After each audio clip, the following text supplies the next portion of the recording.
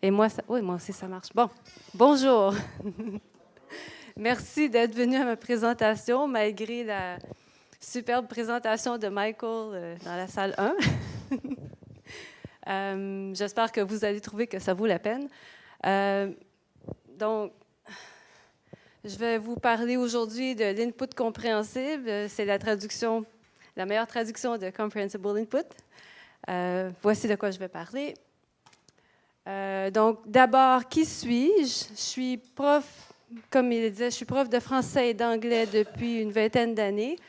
J'ai enseigné au Canada, mais aussi en Chine et en Corée. Et j'ai habité dans d'autres pays, mais j'ai enseigné seulement en Chine et en Corée. Maintenant, je travaille en ligne, donc j'ai des étudiants d'un peu partout et c'est très cool. Ça, c'est à l'Alliance française de Shanghai. Ça, c'est dans une école avec un kindergarten, une maternelle à Busan, en Corée du Sud. Et ça, c'était mes immigrants à l'Université de Montréal en 2007. Donc, j'ai eu des étudiants, surtout des adultes, mais parfois des enfants. Et j'ai vécu dans plusieurs pays. Donc, oui, la Chine et la Corée. J'ai aussi habité au Mexique, en Inde, en Thaïlande. Et j'ai voyagé dans 31 pays. C'est une de mes passions, le voyage, avec l'enseignement. Et je parle français, c'est ma langue maternelle, l'anglais aussi, espagnol, et un peu de mandarin, de bulgare et de coréen, et quelques mots d'autres langues, mais je ne les dis pas. Et de quoi on parle aujourd'hui? On parle de l'input compréhensible, donc c'est une manière d'enseigner basée sur la théorie de Stephen Krashen. Je pense que vous êtes assez familier avec le sujet. Et avant de commencer à parler trop vite, je voudrais savoir qui vous êtes. D'abord, qui est francophone de langue maternelle? OK. Et donc, les autres, vous apprenez le français ou vous avez appris le français? OK. Et si je parle à cette vitesse, ça va ou c'est trop vite? Ça va? OK. Et si je parle trop vite, vous me faites signe. Stop, stop. Ralentis. J'ai tendance à parler très vite. OK. Donc, l'input compréhensible, c'est une théorie développée par Stephen Krashen. Vous connaissez Krashen? Oui, OK. Et c'est une partie très importante de cette théorie de l'acquisition des langues. In a nutshell, en une phrase, la théorie, c'est il y a une seule manière d'acquérir une langue, d'arriver à parler une langue, c'est de recevoir des messages à l'oral ou à l'écrit qu'on comprend. Et ce n'est pas vraiment important de comprendre toute la forme du message. On ne comprend pas forcément tous les mots, mais on comprend le message.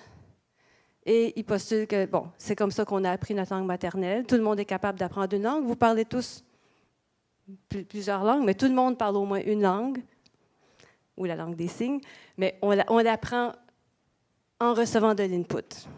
Et c'est ça. Et une partie importante, c'est low anxiety. Il ne faut pas être stressé, il ne faut pas être nerveux. Il faut avoir une attitude positive, il faut avoir confiance en nous, confiance qu'on peut apprendre la langue. Super important. Là, je donne trop de détails, désolée, je vais expliquer tout ça en détail après. Les 5 hypothèses de cette théorie, c'est ça. Donc, très rapidement, apprentissage, c'est la traduction que j'ai trouvée pour learning. Je ne suis pas très convaincue de la traduction, mais bon.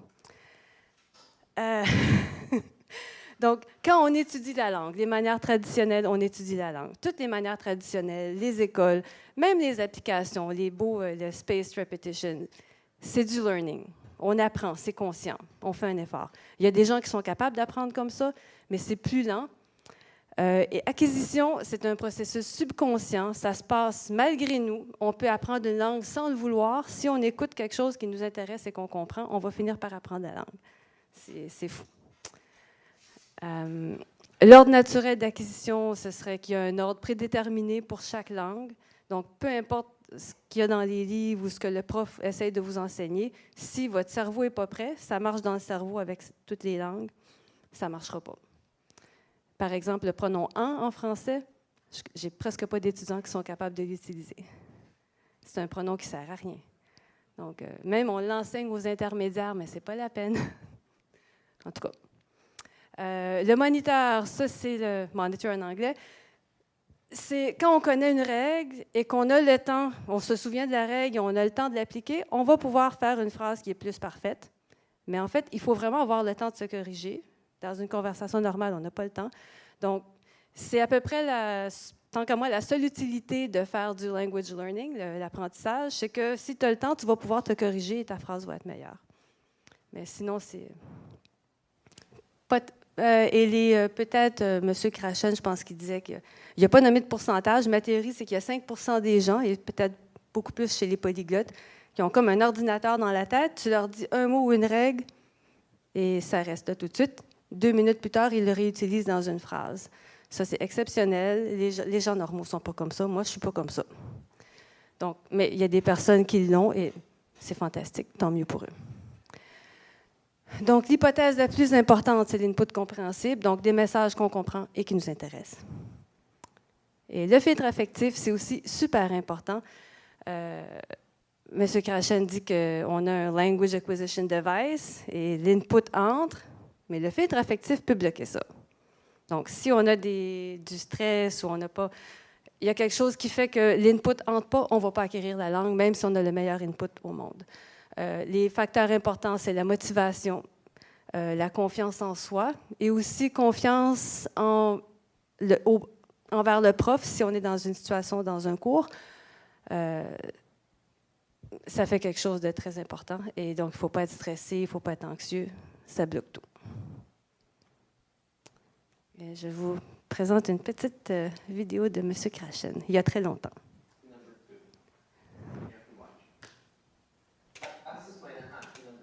Désolée, j'ai oublié d'expliquer. Ça fait partie d'une vidéo où il dit « Je vais vous faire 2 cours d'allemand, dites-moi lequel est le meilleur. » Et le premier, c'est un cours traditionnel, il parle en allemand, on ne comprend rien. Il dit « Est-ce que vous croyez que c'est un bon cours? » OK, voyez maintenant le cours numéro 2. Et c'est une démonstration d'input compréhensible.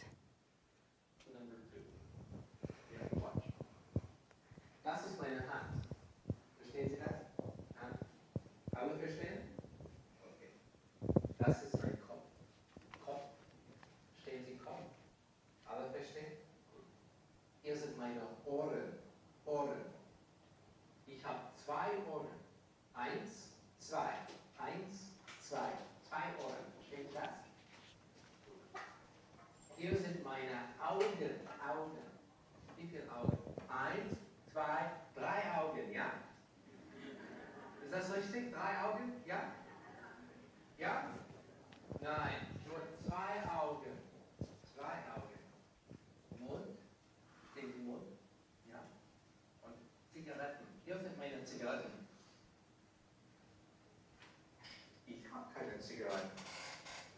Zigaretten sind nicht gut. Ja? If you understood lesson number 2, I did everything necessary to teach in German. We acquire language in only one way. This is the big one. When we understand messages. That's it. We've tried everything else. We've tried teaching grammar. We've tried having students memorize vocabulary.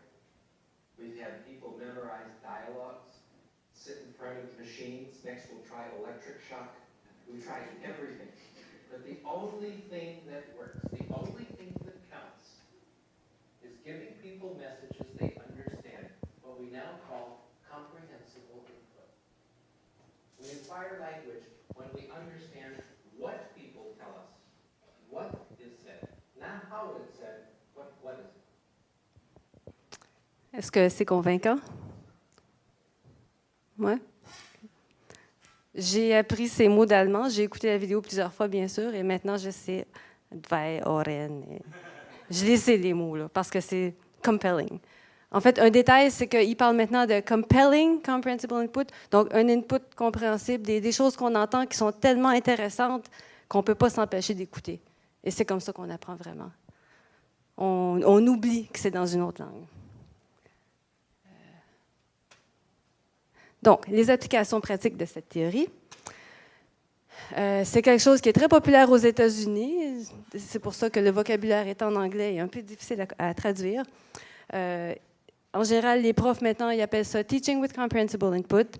C'est les profs qui répandent ça. C'est des profs qui font des sites, ils ont des méthodes, ils ont des écoles, ils forment les autres profs qui sont convaincus en voyant les démonstrations que ça marche vraiment. Et à ma connaissance, c'est surtout utilisé aux États-Unis dans les salles de classe, mais je sais qu'il y a des formations à des profs qui sont ailleurs. Et il y a un atelier maintenant à Gênes, en France. Donc, il y a des gens qui vont se former. Application, très rapidement, tout ça, ça va être sur une liste de liens que je vais vous donner après. Évidemment, Krashen, avec Tracy Terrell, ils ont fait le Natural Approach dans les années 80. Une très belle base. Le TPR, c'est le prof dit quelque chose et les étudiants, ils font le geste. Si le prof dit « jump », ben, ils vont sauter. Il dit « courez », tu cours. Ou « va là-bas, ouvre la porte », ou « regarde-le et dis-lui ». Donc, l'étudiant est comme un acteur. Il fait juste montrer qu'il a compris en faisant le geste qui correspond à la commande. Quelque chose qui est dérivé du TPR, il appelle TPR Storytelling ou bien Teaching Proficiency Through Reading and Storytelling. Ça, c'est une méthode fantastique. J'ai fait un atelier avec Susan Groves. Ça a été inventé par Blaine Ray, mais Susan Groves, c'est vraiment la madame importante. Et il y en a beaucoup. C'est super populaire aux États-Unis. La méthode a ses détracteurs aussi. Est-ce que je parle trop vite? OK, vous êtes avancé quand même. OK, cool. Et l'atelier que j'ai eu était absolument convaincant. C'était quand j'étais à Shanghai. C'était un atelier de français, donc je n'ai pas participé, mais au bout de 2 jours d'atelier, les profs, c'était des Chinois, des Américains, tout ça, d'autres profs de langue, ils étaient capables de raconter l'histoire en français. C'est des personnes qui avaient 0 français avant. Et cette dame-là, elle est fantastique. C'est elle qui a développé la phrase « teach to the eyes ». Il faut impliquer les étudiants. C'est fantastique comme méthode quand c'est bien fait, mais c'est un peu difficile et je n'ai jamais eu le courage de l'utiliser en classe encore. Pas sous cette forme. Il y a le story listening qui est super important. Il y a les méthodes moins structurées de Ben Savick, le One Word Image Invisibles, il y en a beaucoup. Ça me parle plus parce que je suis quelqu'un qui est moins structuré. J'aime quand c'est plus ouvert, plus libre. Et c'est fantastique ce qu'il fait. C'est dans la liste de liens. Vous regarderez sa vidéo de Pringle Man. Il laisse les étudiants sortir des idées loufoques. Ils ont une image et il part là-dessus. Et dans la vidéo, il explique très bien qu'est-ce qu'il fait et pourquoi il le fait. Il y a des sous-titres et c'est vraiment fantastique. J'aime beaucoup, beaucoup cette approche. C'est avec des enfants, encore une fois. Donc, avec des adultes, il y a une adaptation. Il y a combien de profs? J'ai oublié de vous demander, il y a combien de profs dans la salle? Les professeurs de langue? OK, il n'y en a pas beaucoup. Donc, les autres, vous apprenez des langues et c'est pour ça que ça vous intéresse? OK. Oui. Donc, mon expérience d'apprenante, pourquoi j'en suis venue à être vraiment convaincue de l'exactitude de cette théorie? Quand j'ai appris le mandarin et l'espagnol, ça a marché super bien. Et avec le recul et le cadre de cette théorie, je comprends ce qui s'est passé maintenant. À Shanghai, à l'époque de 2003-2006, les gens, maintenant je sais que ça a changé, mais je pense que les gens n'ont pas changé, mais en tout cas, les gens étaient super curieux, ils étaient ouverts, ils voulaient nous parler, tout le monde nous parlait tout le temps. On ne parlait pas un mot de chinois, mais on a appris. La première chose que j'ai appris, c'était Ting Budong. Parce que les gens, ils nous parlaient, puis finalement, ils disaient Ting Budong, Ting Budong. Ouais, ils ne comprennent rien. Donc, j'ai commencé à répéter Ting Budong, et ça veut dire je ne comprends pas. Et c'est magique. Et là, tu vas dans un restaurant, tu veux manger, bien là, ils disent tu veux le chow mein, ouais. Et le lendemain, tu reviens manger les chow mein, elle ne comprend pas. Elle dit ah, chow mein. OK, bien, merci pour l'input compréhensible. Maintenant, je sais que c'est chow mein pour que tu comprennes. Et quand tu es tanné de manger du chow mein, bien là, tu demandes des wonton. Et c'est comme ça que le vocabulaire augmente. Mais les gens étaient gentils, ils nous parlaient, ils nous répétaient. Et on avait besoin de manger, donc on était super motivés. Et au Mexique, c'est un peu la même chose. Les gens sont très ouverts, sont extrovertis, contrairement à moi. Des fois, ils parlent trop, mais c'est beaucoup d'input, c'est cool.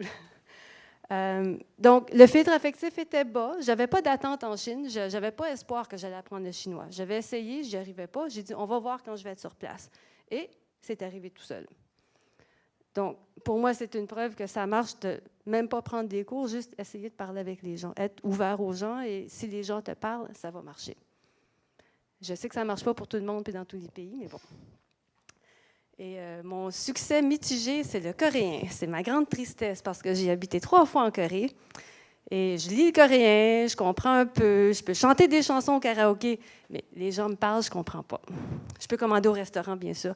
Et pourquoi? La grammaire est complexe, la prononciation n'est pas très facile non plus, mais le facteur principal, c'est que les gens sont timides, ils sont réservés, il y a quelque chose dans la culture coréenne qui fait que tu ne parles pas aux étrangers, tu ne parles pas aux inconnus. Donc, le résultat, c'est que les gens ne nous parlaient pas, sauf un peu dans les marchés. Donc, pas d'input. Et le fait que les gens sont timides et réservés, bien, tu sens qu'ils ne veulent pas parler, donc tu n'oses pas parler toi non plus. Donc, voilà le filtre affectif, malheureusement. Et j'aurais pu réussir si on était resté en Corée, parce que j'ai finalement trouvé un prof qui faisait du story listening. Donc, j'ai fait quelques leçons avec elle sur Skype. C'était fantastique. Je commençais à comprendre le coréen. C'est magique. Janet Kyung, dans le nord-ouest des États-Unis. Si jamais quelqu'un apprend le coréen, fortement recommandé du story listening. Elle nous racontait juste des histoires pour enfants avec ses slides PowerPoint, des images, un peu de vocabulaire, et ça marche. C'est la théorie de la méthode de Mme Mason. Et mon expérience de prof, qui a aussi fait que je suis convaincue, quand je faisais des cours en groupe, avant ma vie de nomade, je faisais souvent des activités ludiques. Donc, c'est des jeux, c'est des activités où on doit communiquer. Il y a un vrai message qui passe. Et souvent, au début, c'est un contenu moins personnel, mais après, tu mets un contenu plus personnel et les gens sont vraiment impliqués une fois que l'atmosphère de classe est bonne. Et là, tu te concentres sur le message. Les gens veulent vraiment faire l'activité ou faire le jeu parce que c'est le fun. C'est amusant, on veut le faire. Et un travail important en tant que prof, peut-être une des jobs les plus importantes du prof, c'est d'aider les étudiants à faire baisser leur filtre affectif. Donc, les aider à rester motivés, leur donner confiance qu'ils sont capables d'apprendre, mais aussi établir une relation de confiance. Si l'étudiant ne me fait pas confiance, je ne prendrai pas. Il ne va pas écouter ce que je lui dis. Ça m'est arrivé des étudiants, ils second-guess tout. Je te crois pas, je te crois pas. C'est comme, OK, bien, va trouver un autre prof parce que tu n'as pas confiance en moi. Ça ne marchera pas, c'est pas la peine. Ton filtre affectif, il est là. Tu perds ton temps, tu perds ton argent. Moi aussi, je perds mon temps. Mais en général, j'établis une super bonne relation de confiance avec mes étudiants et ils voient que ça marche et donc ça leur donne confiance. Et j'ai aussi fait des ateliers d'échange linguistique à Montréal il y a longtemps et c'est ce que je faisais. Le fait que les gens apprenaient la langue de l'autre, ça les mettait à l'aise de commencer à oser parler la langue de l'autre. Donc, c'était des anglophones et des francophones. Et les francophones, souvent à Montréal, ils ont l'attitude « Ouais, mais pourquoi je parlerai en anglais, je suis à Montréal? » Et là, j'ai des étudiants qui m'avaient dit, bien, le fait que je parle avec des Canadiens ou des Américains qui apprennent le français, là, je trouve que c'est correct. Donc, eux apprennent ma langue, moi, j'apprends leur langue. Donc, ça, c'est un facteur important pour faire baisser leur filtre affectif. Et c'était de la conversation. Et à l'époque, mes étudiants me disaient toujours, j'ai besoin de plus de pratique pour parler. Tout le monde dit ça. Vous dites sûrement ça, vous aussi. Il faut que je parle, il faut que je pratique à parler. Maintenant, je pense qu'on a besoin de pratique pour écouter. Oui, à un moment donné, il faut parler, mais en général, ça vient tout seul, sauf si on a notre filtre affectif particulier d'adulte, mais c'est de la pratique pour écouter. Et quand on dit « j'ai besoin de conversation », c'est parce que tu as besoin d'écouter ce que les autres disent. Quand tu entends quelqu'un qui dit quelque chose de manière normale, naturelle, plusieurs fois, ça va rentrer et tu vas être capable de le dire de manière naturelle toi aussi, et sans même te rendre compte que tu l'as appris parce que tu as juste écouté la personne et tu étais intéressé à comprendre. Donc, c'était vraiment d'acquisition. Donc, dans mes ateliers, on faisait, mettons, une demi-heure d'activité en anglais, une demi-heure en français, et je leur expliquais qu'il fallait rester dans la langue, essayer de ne pas traduire, répéter, parler plus lentement, expliquer autrement. Et c'est des stratégies pour tout le monde. Tout le monde a besoin de ces stratégies-là, même dans notre langue maternelle. On ne communique pas toujours super bien. Donc, s'assurer que l'autre personne comprend. Et donc, ils apprennent, eux, à aider les autres à apprendre, et ils apprennent aussi, quand c'est eux qui pratiquent l'autre langue, bien, dis-le quand tu ne comprends pas et on va t'expliquer. On va essayer d'expliquer dans la langue, pour rester dans la langue, pour que ton cerveau arrive à penser dans la langue. Et maintenant, je fais des cours de conversation en ligne, sur Skype, et je vois mon rôle vraiment plus comme un coach ou un language parent. Est-ce que vous connaissez l'expression language parent? Ah, OK. C'est expliqué dans une des présentations que je vais montrer à la fin. Pas vous montrer, mais vous donner le lien. C'est Chris Lonsdale, une super présentation sur comment apprendre une langue en 6 mois, selon lui. C'est pas comme Benny Lewis, 3 mois, c'est 6 mois. Et il parle de language parent. Il dit, trouvez-vous un language parent. C'est quelqu'un qui vous parle et qui a la même attitude que vous, avec vous, que votre mère avait avec vous quand vous étiez bébé et que vous avez appris à parler. Votre mère, elle vous parlait lentement. Elle était contente quand vous réussissiez à dire un mot. Même si vous parliez tout croche, maman, kiki, lolo. Oui, tu veux des biscuits, tu veux de l'eau. Donc, elle comprend tout. Et elle va en plus te donner du bon input. Elle va reformuler. Elle ne va pas dire, c'est pas kiki, là, tu n'es plus un bébé, il faut que tu dises biscuit. Non, elle va dire, tu veux un biscuit? Et comme ça, tu apprends. Donc, ce que tu as dit, ça a été parfaitement compris et tu as eu ton biscuit. Et en plus, tu vas lentement apprendre que, ouais, c'est biscuit.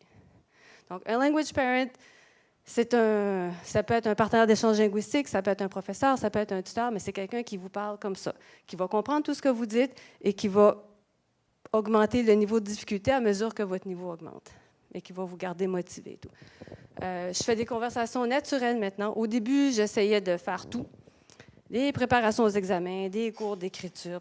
Non, j'haïs ça. Je déteste les examens. Je déteste enseigner l'écrit. Je suis très lente pour corriger. Je ne fais pas ça. Désolée, là, je ne peux pas.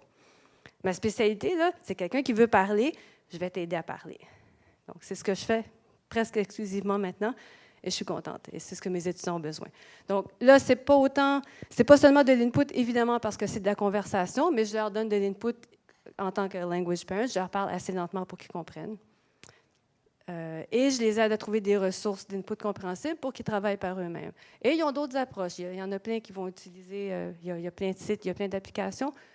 Mes meilleurs étudiants, ils sont motivés et ils font des trucs par eux-mêmes à chaque jour.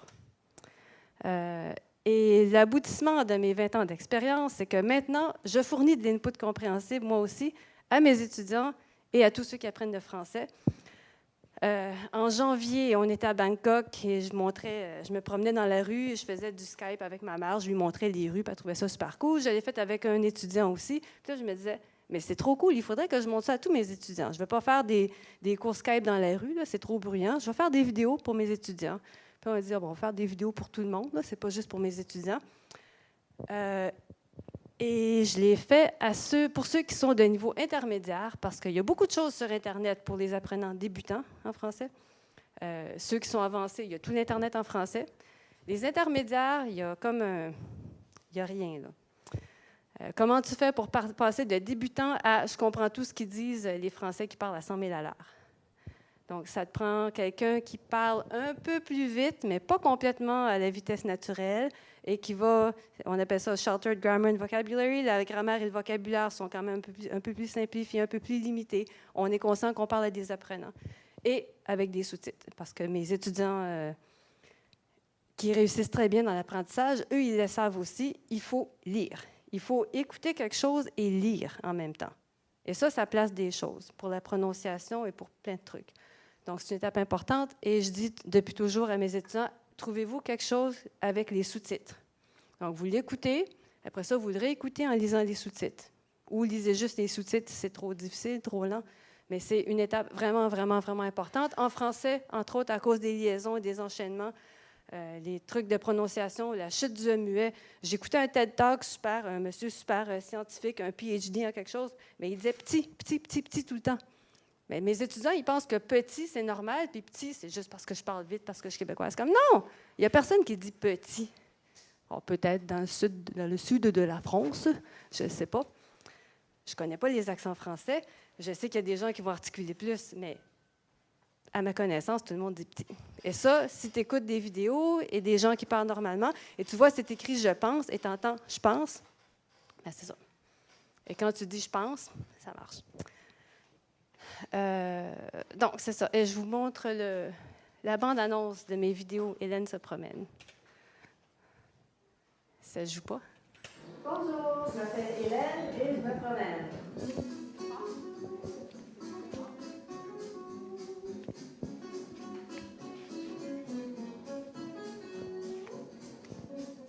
Alors voilà, c'est notre super liste de bataille.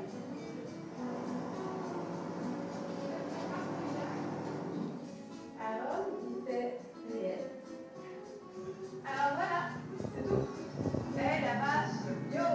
Des fois, les voyages, c'est difficile, mais pas aujourd'hui. OK, la neige encore.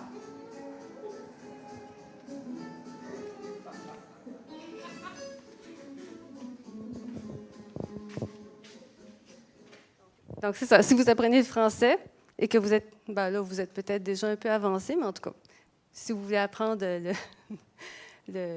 en particulier le québécois, parce que je fais des capsules linguistiques. Mes vidéos sont très courtes, c'est 3-4 minutes en général, mais je fais aussi des petites capsules linguistiques d'1 minute ou moins, où un peu comme Anya disait hier qu'elle faisait sur Instagram. Anya, la prof d'allemand, Learn German with Anya. Ah, ben, elle a la même idée. Quelque chose de très court, très punché, c'est juste un truc. Moi, c'est prononciation ou grammaire ou vocabulaire. Grammaire, c'est, mettons, la chute du ne dans le ne pas, la négation. 1 minute. Et des capsules, j'en fais sur le québécois, la prononciation québécoise, le vocabulaire québécois, comme le mot frette.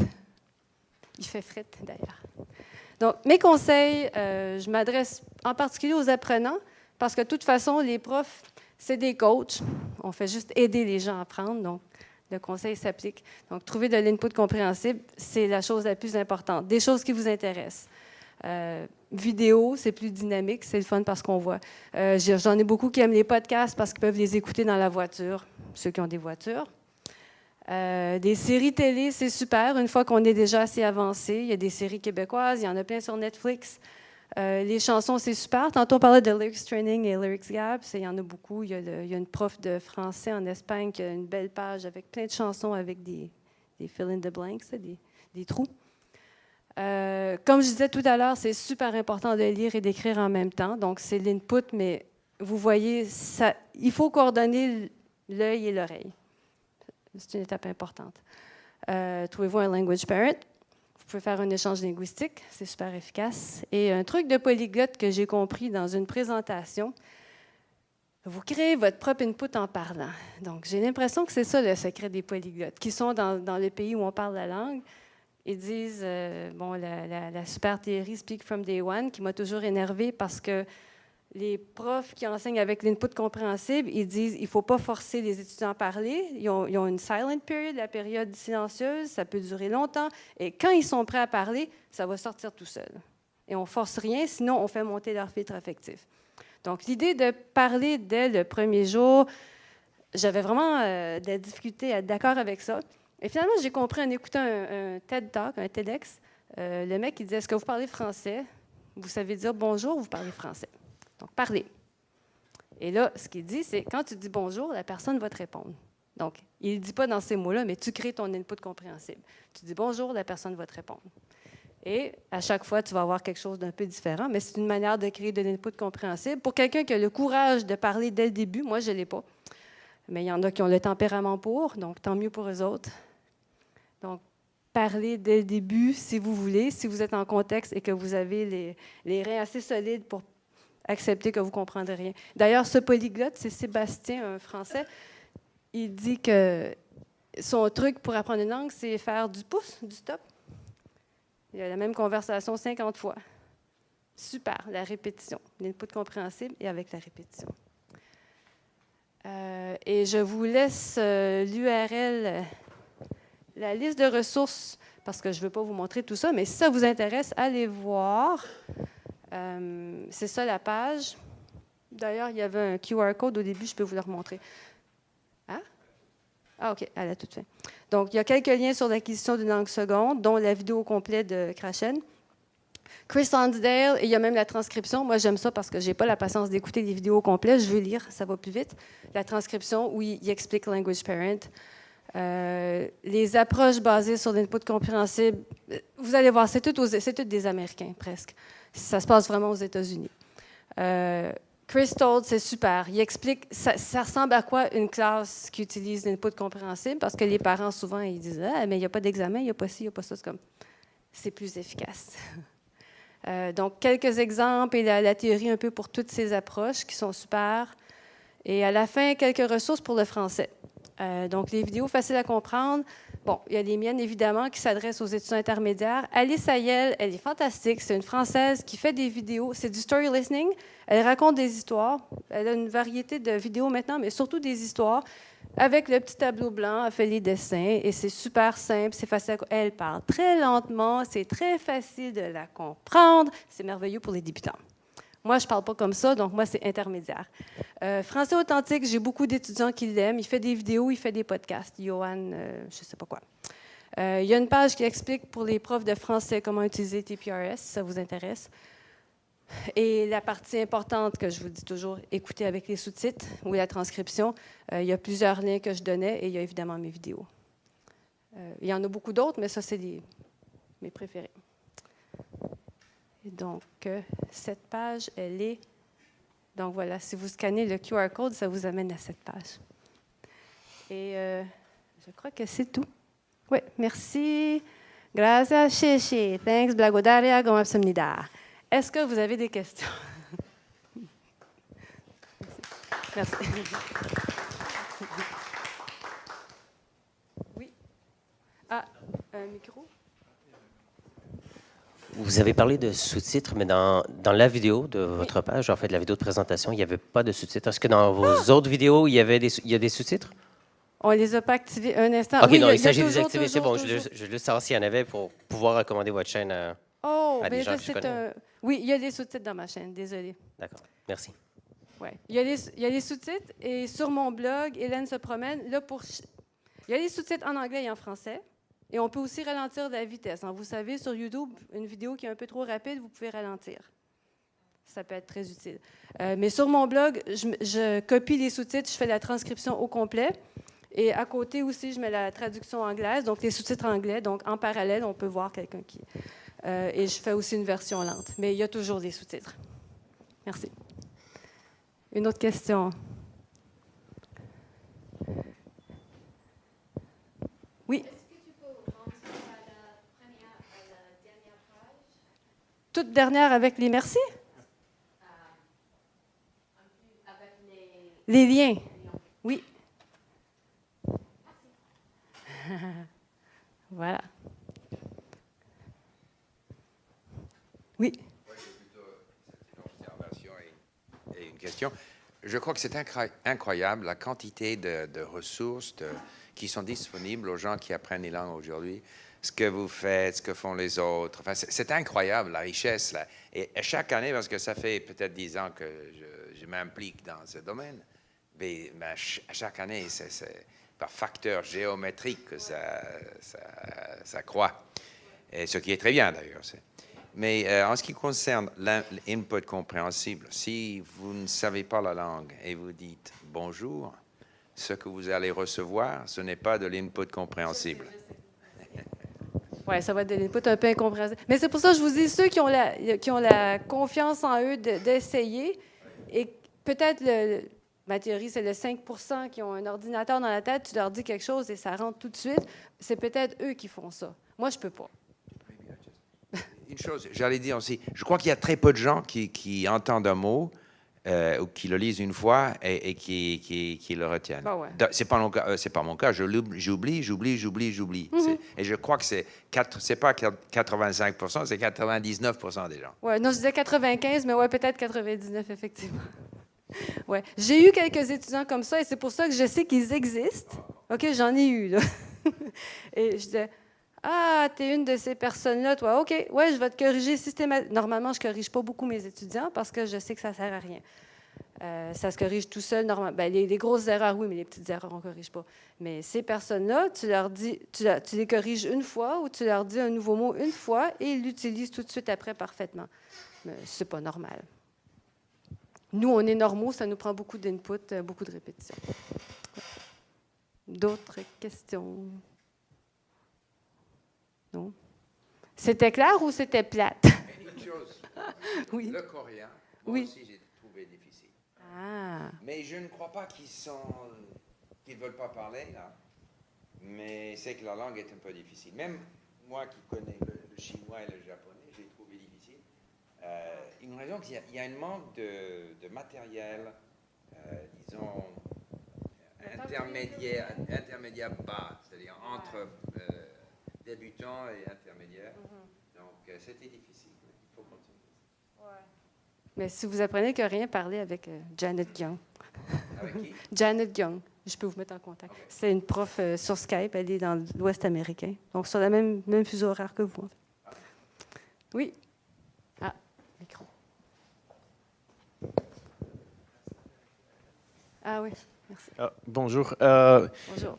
moi, il y a des gens, moi, personnellement, j'aime écouter et j'aime prononcer et parler à moi-même avant de OK. parler à une personne Ah qui parle la langue que j'apprends. Mais il y a des gens qui sont très extrovertis. Et par exemple, je peux passer 6 mois en apprenant la langue et sans parler à la personne. Mais il y a des gens qui disent, OK, il faut que je parle parce que sinon, ça ne sort pas, je n'apprends jamais. Alors, quels seraient les conseils? Parce que je sais qu'il doit y avoir une étape de silence, Voilà, mais pour cette personne, parce que moi, je suis le contraire. Je peux être en silence pendant beaucoup de temps, mais il y a des gens qui veulent parler, et tout ça. Alors, quels seraient les conseils pour eux? Parce que je ne sais pas si ça va contre la théorie de l'étape silencieuse. Je sais pas. Pour moi, oui, mais je pense que c'est des tempéraments différents, comme la dame qui était là disait. Je pense que ça dépend vraiment des personnes. Je veux dire, ce qui marche selon ta personnalité, selon aussi ton expérience. Quelqu'un qui est habitué de faire ça et que ça marche, mon Dieu, fais-le, c'est super. Moi, non. Moi, j'oserais pas. Donc, c'est ma manière. Donc, c'est quoi le conseil pour quelqu'un qui est comme ça et qui veut parler dès le début? Ben, va lire les livres de Benny Lewis. Non, mais je sais pas. Pour le faire, il faut quand même être dans une situation où tu as des gens qui parlent la langue autour de toi. Donc, normalement, sauf si on a la chance de voyager, c'est trouve-toi quelqu'un sur Internet avec qui parler, c'est super. Quelqu'un qui peut le faire, faites-le. Je pense qu'ils ont un avantage parce qu'ils ont une petite barrière de moins. Là. Nous, on a notre fit affectif qui nous empêche de le faire au début. Okay.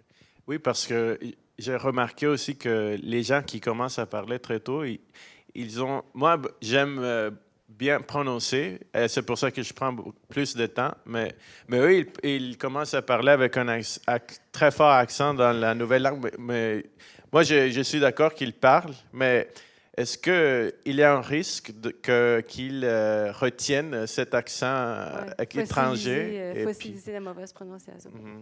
Je ne sais pas. Ah, OK. Je ne suis pas assez experte en tout ça. Là. Je suis pas... Okay. Tout ce que j'ai, c'est mon expérience. Je sais que j'ai eu des étudiants qui avaient appris la langue sur le tas, des dames à Montréal, par exemple, qui étaient... c'était pas des dames qui avaient une très grande éducation, c'était des travailleuses manuelles et qui avaient appris sur le tas, en parlant avec les gens, mais c'était impossible d'essayer d'améliorer leur structure, leur grammaire. Donc, les erreurs étaient vraiment fossilisées, mais c'est peut-être parce que l'input qu'elles avaient reçu n'était pas super correct. C'était peut-être d'autres personnes qui ne parlaient pas super bien français. Donc, pour elles, c'est ça les phrases où j'ai une tante qui est en Ontario qui ne parle pas super bien, on la comprend, mais ça va toujours rester pareil, sa grammaire un peu tout croche. Puis, sûrement, c'est comme mon chinois, d'ailleurs. Je peux pas juger parce que je fais du mieux que je peux, mais c'est ça, quand on arrête à un certain niveau, on n'est même pas conscient de ce qui n'est pas correct. Ça marche, on arrive à communiquer, mais on ne va pas chercher plus loin. Donc ça, c'est le piège. Donc moi, je dirais vraiment, surtout, c'est ça, des gens qui commencent à parler et qui ont un accent vraiment très fort, je me dis, j'espère qu'ils vont écouter beaucoup. Au moins, il faut écouter beaucoup et je pense que ça va se corriger. Mais quelqu'un qui fait juste parler, j'ai eu des étudiants comme ça à Shanghai. Il y avait une méthode, je ne me rappelle pas c'était quoi, une méthode pour les Chinois qui apprennent l'anglais. Ils parlaient à 100 000 à l'heure, mais ils étaient incapables d'avoir une conversation. Ils avaient comme mémorisé plein de choses. Ils parlaient super bien, super vite, mais c'était comme des perroquets. Ou un chauffeur de taxi aussi à Shanghai et un monsieur coréen à Bangkok. Il y a des gens comme ça qui mémorisent plein de choses dans plein de langues, mais c'est comme des perroquets. Donc, la prononciation est bonne, mais il n'y a pas de conversation. Qu'est-ce que ça donne d'apprendre la langue si tu ne peux pas parler? Oui? Question intéressante. Je n'ai pas de grande réponse à des questions comme ça. Donc, pour les apprenants, pour ceux qui ne sont pas profs et qui apprennent des langues, est-ce que ça vous donne un peu des outils ou c'est des choses que vous connaissiez déjà? Déjà? Donc, j'ai participé à des conférences, par exemple, aux États-Unis. Donc, ça résume un peu voilà ce qui se passe en ce qui concerne. Mais tout est individuel. Alors là, vous avez pris certaines choses et puis vous avez ajouté d'autres choses et vous avez les vidéos et tout ça. C'était intéressant de voir ce que les gens font. Pour moi, c'était très intéressant. Et en ce qui concerne le danger de parler tôt, moi, je ne suis pas convaincu que ça soit nécessaire ou nuisible. Ça dépend de la personne. Il y a des gens qui vont attendre une année Et puis, ils vont parler avec un mauvais accent. Puis, voilà, ça dépend de la personne. Il n'y a, aucune règle. de Vous, mon avis. personnellement, vous faites comment? Bon. Dans vos Normalement, multiples langues?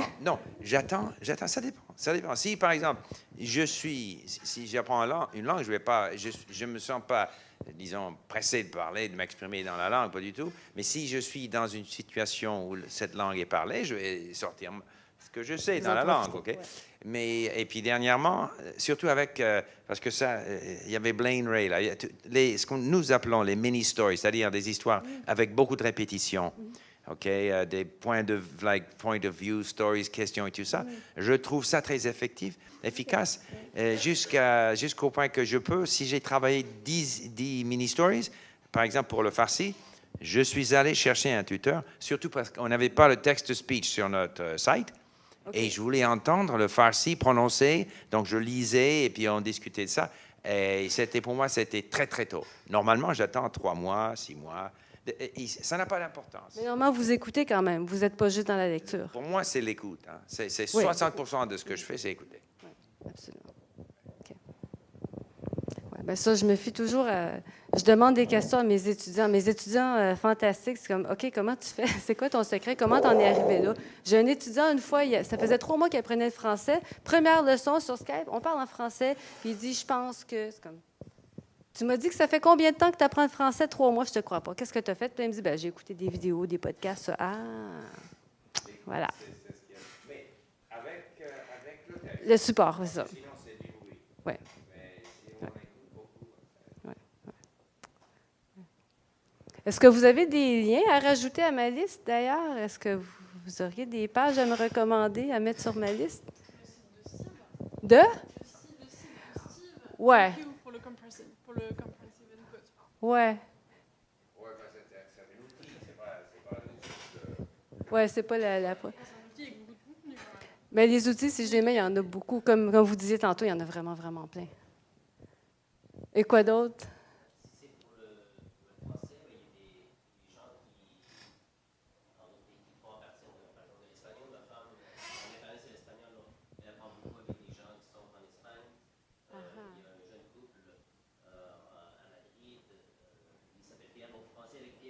Oui. Il était à Madrid, lui? Ils habitent à Madrid, finalement. Ah, je savais pas. Oh, désolé. On ira. Donc, c'est ça. Donc, ils ont un canal bilingue espagnol-français qui est Oh là la lingua. Ensuite, ils font les mêmes vidéos seulement en français. Français avec Pierre. Les deux font des petits trucs humoristiques parfois. Je savais pas Cet qu'ils été, ils ont un faisaient podcast d'été un peu plus léger. Puis, bon, ma femme apprend beaucoup avec ça, aussi avec le Yohan, français Ouais, facile ou quelque chose comme ça. Authentique. Authentique, oui, c'est ça. Puis, il parle très lentement. Donc, c'est bon pour les débutants. Mais elle aime bien le comprendre. Hein. Français avec Pierre, il met les sous-titres, il me semble. Ou pas systématiquement. Les plus récents, oui, il les met, oui. Par ça. Pour moi, c'est vraiment donner le petit boost à ceux qui ont une petite base, mais qui ont besoin de mieux comprendre. Là, c'est ça, l'étape où tu vas écouter et lire en même temps. Pas, ouais. J'ai des pages de ressources avec toutes ces choses-là. Mais... Je suis content que vous ayez mentionné le fait qu'on peut ralentir les vidéos. J'y avais pas OK. pensé. Ben moi non plus, c'est un étudiant qui Pour m'a les dit ça. vidéos de Bref, la mini-série Ah, pour bref, enfants, oui. Ça serait bien pour certaines personnes. Moi-même, je comprends pas. C'est comme, wow! Ralentir, ouais, tu vas... Il y a la petite roue, là. C'est la même place que tu mets les sous-titres. Donc, ouais, dans les settings, dans les paramètres. Une vidéo. On va regarder le Grand Prix belge. Donc, dans les paramètres, comment ça va être? Ah, il n'y aura pas de sous-titres. Mais ici, c'est pour ralentir. Donc, à 75, et comme c'est des voitures de course, on va les mettre à 25. Ah non, c'est pas la vidéo qui ralentit, c'est seulement le son. Je déconne. Et normalement, les sous-titres, c'est ici, mais là, il n'y a pas de sous-titres parce que c'est des courses de voitures. Ah oui, bref. Voir si vous comprenez mieux. C'est lui ici? L'intégrale des... Bref.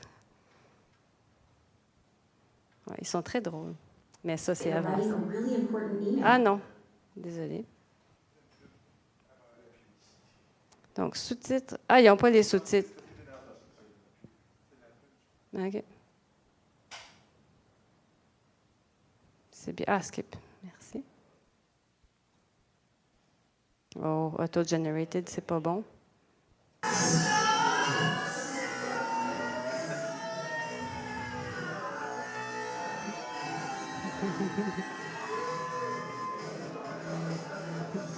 Bref, j'avais repéré cette fille à la soirée de Maud. Alors j'ai demandé à Maud si elle avait un copain. Elle m'a dit je sais pas. J'ai demandé à Kevin, il m'a dit je sais pas. J'ai demandé à Baptiste, il m'a dit. J'ai demandé à Christine, elle m'a dit j'ai pris ça pour un nom. Alors je sais. Voilà. Pardon? Oui. Plus lent? Continue un peu. Je lui ai fait une blague, elle a rigolé. Je lui en ai fait une deuxième, elle n'a pas rigolé. Mais elle n'avait pas compris. J'avais pas compris. Alors ça va. Un mec est arrivé. Je m'appelle Steve. J'ai cru que c'était son mec. Alors je suis parti. En fait, c'était son pote. C'est bon? Allez, j'y vais, je vais m'éclater. Oh, diable. Ouais, les sous-titres sont tachés. Là, moi, je comprends rien, en fait. C'est bon? Tu voulais voir quoi? Je voulais plus d'input. Ah oui. Mais ça, ces vidéos-là sont vraiment très, très, très rapides. Mais une vidéo normale, vous la mettez à 0.75 et ça va. Ça va être beaucoup plus compréhensible. Autre chose, on doit être à la veille de manquer de temps. Ah. D'autres questions, d'autres suggestions, d'autres... Ouais, n'importe quoi, non? Oui. Petite curiosité simplement, j'ai manqué un petit mot au début, mais savoir un peu le contexte dans lequel on enseignait, tout ça, peut-être que j'ai juste manqué. Oui, je l'ai expliqué au début. Ça fait une vingtaine d'années que j'enseigne. J'ai enseigné en classe ici et en Chine et en Corée. Et depuis 4 ans, j'enseigne seulement sur Skype. Et surtout le français, mais parfois l'anglais. Et ce que je disais au début, c'est que mon expérience en tant qu'apprenante de langue et en tant qu'enseignante, ça confirmait les théories de Krashen. Quand je me suis mis à lire sur les théories de Krashen, c'est comme, OK, ouais, c'est pour ça. Et auparavant, vous enseignez un peu avec cette méthode? Ma propre méthode qui ressemblait quand même, ouais. Parce que je suis quelqu'un de très concret, j'aime lire, là, j'aime comprendre, mais j'aime pas les trucs théoriques. J'aime pas les cadres aussi, j'aime pas les cadres rigides, donc j'ai tendance à faire des trucs plus ouverts, plus spontanés. Et j'ai toujours été chercher du matériel un peu partout et j'ai toujours voulu que mes étudiants aient une pratique concrète pour parler, à l'époque où je pensais qu'il fallait pratiquer à parler. Mais en fait, quand les étudiants parlent ensemble, au moins ils parlent et ils entendent les autres étudiants, mais avec là, mes étudiants me disaient toujours « Ouais, mais on entend quelqu'un qui parle mal ».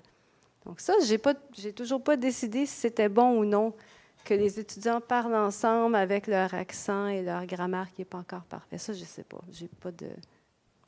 Il y a personne qui a une réponse. Oui, vas-y.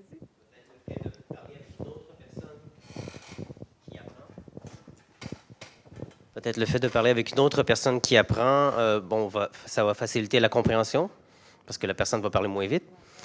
Puis, ça va les inciter aussi à parler davantage parce qu'ils ne se sentiront pas nécessairement diminués ou peu importe. Ils vont savoir que l'autre personne va comprendre s'ils font des erreurs parce qu'ils sont les deux dans la même galère, ils apprennent les deux une langue. Donc, c'est quelque chose que j'ai remarqué avec ma femme quand elle a commencé à suivre des cours de conversation. Elle était avec d'autres personnes qui apprenaient le français, puis du jour au lendemain, elle s'est mise à parler beaucoup plus. À la maison, mais avec d'autres personnes. Je dis, wow, d'où ça sort? Habituellement, elle était très passive. Quand on était avec un groupe d'amis francophones, elle écoutait beaucoup. Elle faisait elle disait quelques trucs. Maintenant, elle participe beaucoup plus aux conversations depuis qu'elle a eu l'occasion de pratiquer avec d'autres apprenants. Donc, évidemment, ils ne sont pas tous très, très bons en français, mais au moins, elle avait l'occasion de... C'est comme si, du jour au lendemain, elle avait brisé la glace, puis... Toute cette timidité qu'elle avait a disparu progressivement. Oui, je pense que ça aide le filtre affectif, en fait. Oui, c'est ça. Affectif. Je crois que c'est motivant, mais je crois que c'est très important d'avoir de l'input compréhensible des natifs. Donc, même si c'est motivant, il faut ensuite aller écouter un natif parler et puis surtout ne pas utiliser ces discussions comme le input que tu vas imiter pour apprendre la langue. Oui, je suis d'accord. Mais c'est ça, pour cette anecdote, je pense que oui. ça l'a aidé à prendre confiance en elle, à oser parler dans un contexte qui est safe, qui est sécuritaire. Ça ne fait pas peur, tout le monde apprend, il n'y a personne qui va la juger, il n'y a personne qui va la couper parce que ça prend trop de temps à dire sa phrase. Quand elle arrive dans un contexte avec des Elle garde sa confiance. Oui, ouais, c'est très cool. Elle a sûrement un bon prof. Ah, on peut toujours apprendre. Autre chose?